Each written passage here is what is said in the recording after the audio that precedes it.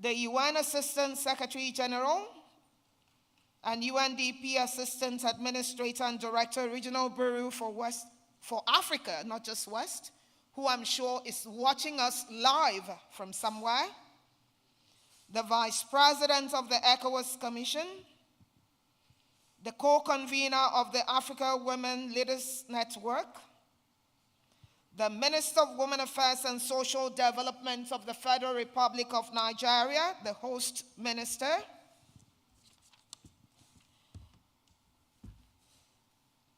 the Special Advisor to Mr. President of the Federal Republic of Nigeria on Policy and Coordination and head of the Central Delivery Coordination Unit, Minister of Gender and Children's Affairs, Sierra Leone, Minister of Gender, Children and Social Protection, Republic of Liberia, the President of the ECOWAS Female Parliamentarians Association, the Ireland Global Co-Chair and former Minister of Gender, Child and Family, Democratic Republic of Congo, the Director, Regional Program for Africa, UNDP,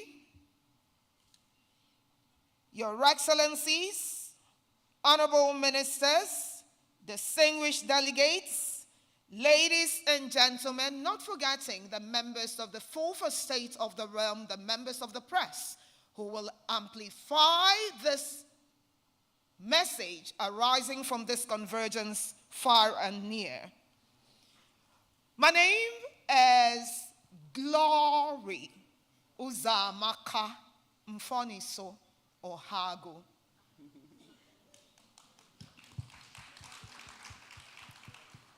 I am an architect, I'm a narrative architect. I am a social engineer. I am a broadcast journalist. I'm a voice that amplifies women and gender issues. I carry the microphones at the first line. I follow my leaders and I tell the stories of bravery, of resilience, of persistence. I do it as a content distiller and as a voice for women, girls, children, and humanity. Give a round of applause for my co-moderator. Truly an amazing sister. I'm also going to introduce myself. I'm Hafou Touré from Côte d'Ivoire. I'll be your co-moderator today of my dear sister Glory. And it's a real pleasure to be with you today. I have to say, this is not my main job. I'm a development finance expert. But today I'm here in my capacity as the private sector, as the co-chair of the private sector coalition of the African Women Leaders Network, which is one of our conveners today. And it's important for me to set the stage for what we are about to witness today. First, I want to acknowledge all of the powerful coalition of institutions behind a single goal today.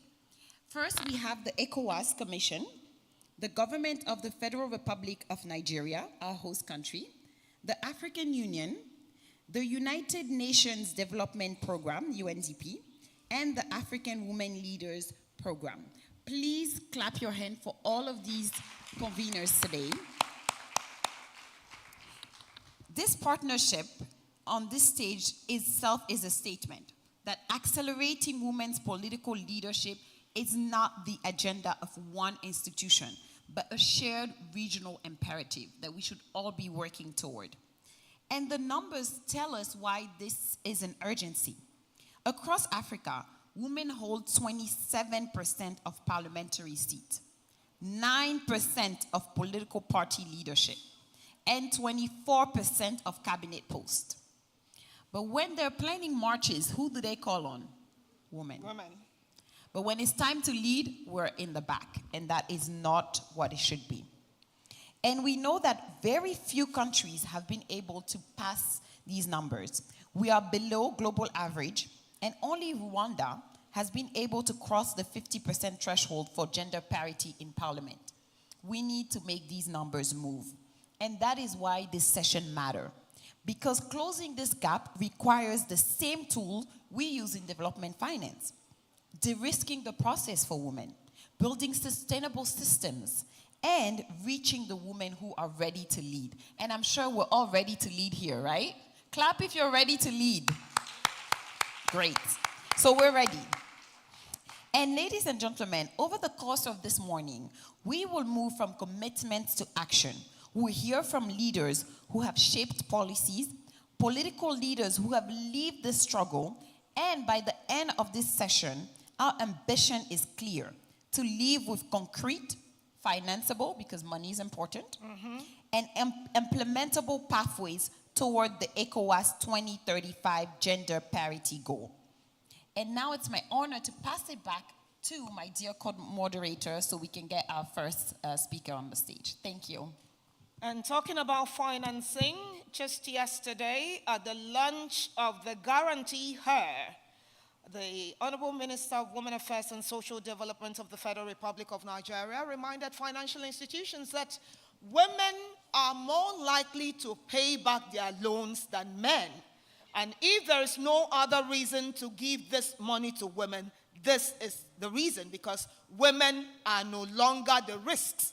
They should be the reason why economy booms. So please, let's clap for her.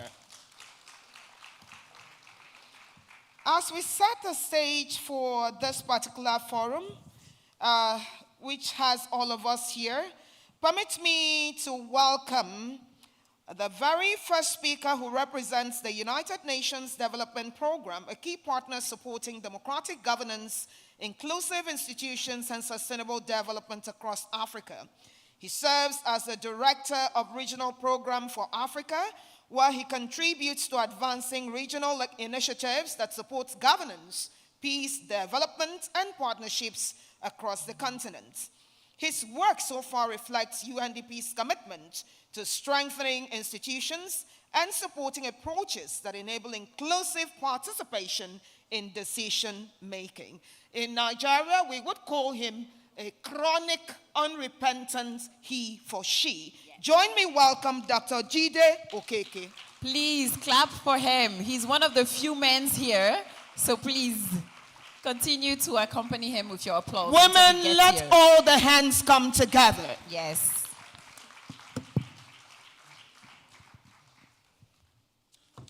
Good morning. On a day like this, I'm reminded of my mother.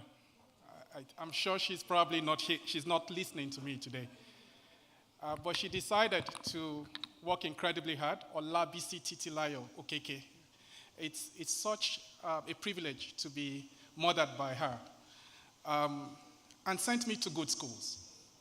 And she would always say something in Yoruba for those that do not know how to speak Yoruba. The school that I decided not to go to, you would help me go to that school.